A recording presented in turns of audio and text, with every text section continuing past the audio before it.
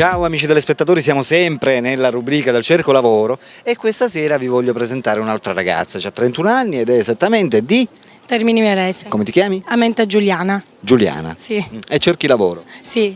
Che genere di lavoro cerchi, Giuliana? Come babysitter o commessa, un qualsiasi tipo di lavoro, va. Hai esperienza? Sì.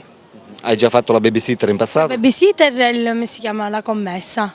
L'ho fatta per un anno. Oltre a questo, che genere di lavoro saresti interessata? Qualsiasi tipo di lavoro, per pulizie, in qualsiasi lavoro. Hai detto che sei di Termini Imerese? Sì. Abiti qui? Sì.